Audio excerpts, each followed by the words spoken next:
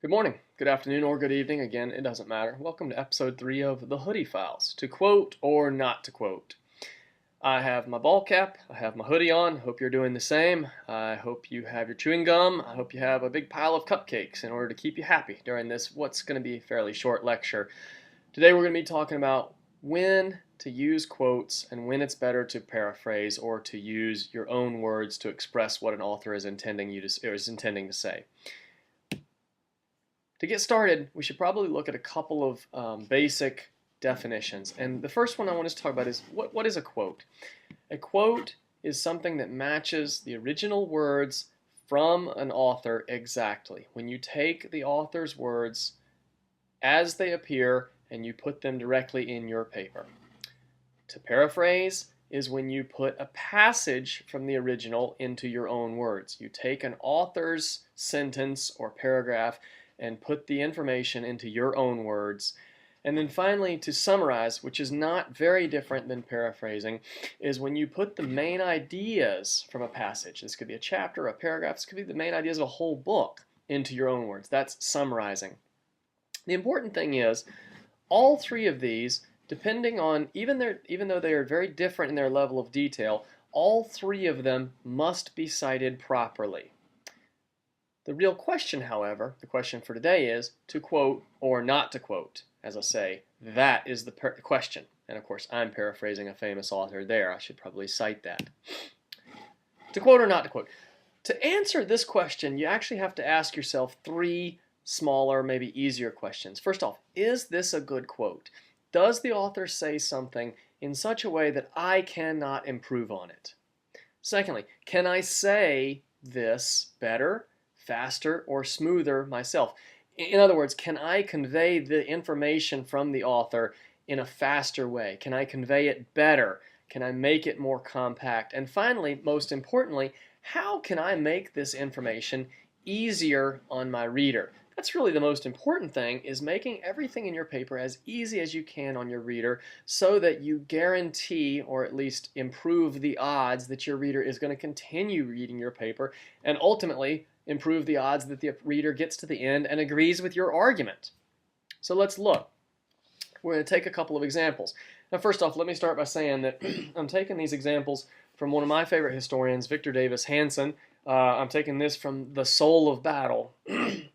If I were making a paper, excuse me, using these exact quotes that we're going to use here, of course, The Soul of Battle by Victor Davis Hanson would appear in the Works Cited page, and you already know how to do that, so we're going to skip that. That's in both Hoody Files 1 and Hoody Files 2. But for purpose of our argument, let's just look at something that Hanson says. In 1935, Patton returned to Hawaii to take on the assignment of security for the Hawaiian Islands.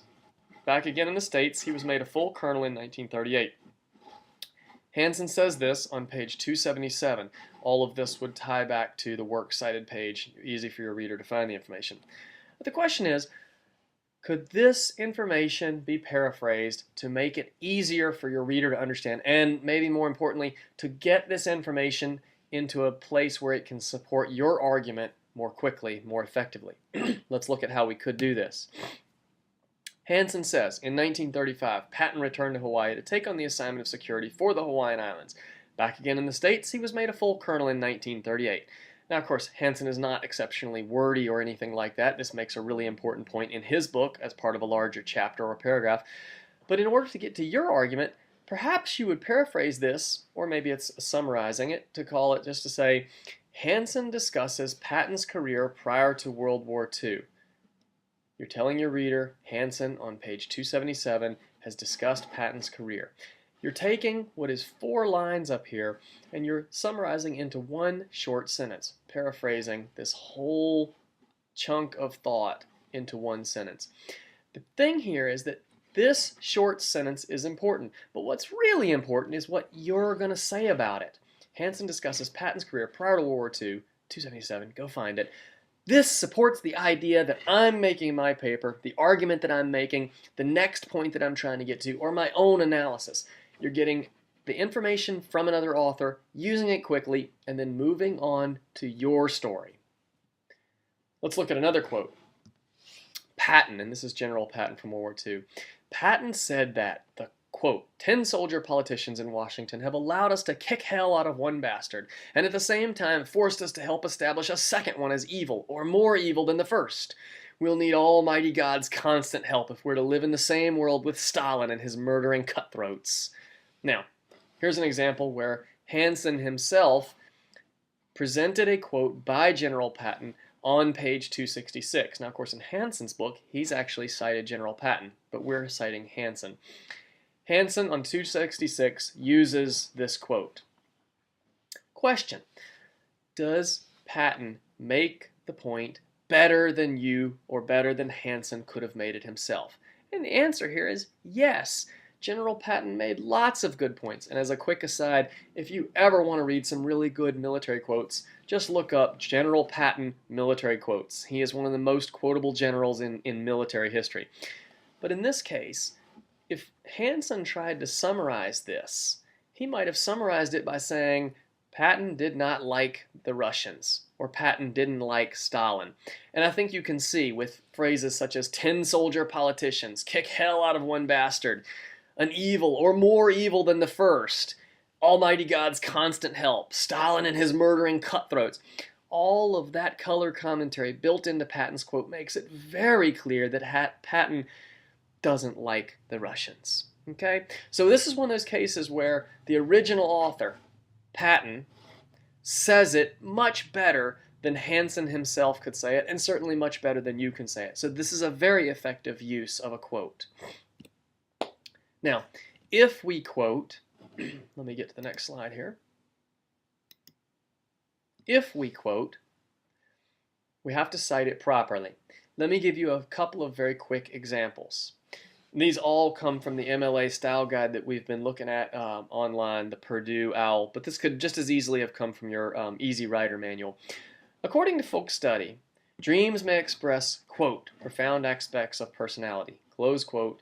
This comes from page 184, obviously of a book by Fuchs. Second possibility. Here's a question that you as an author are asking. Is it possible that dreams may express, quote, profound aspects of personality, close quote? This again coming from Fuchs' book, page 184.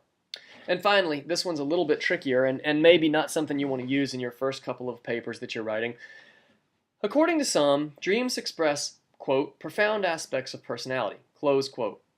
The sum in this case is Fuchs, page 184. Okay? But really, this sentence doesn't end till you get done saying, others disagree.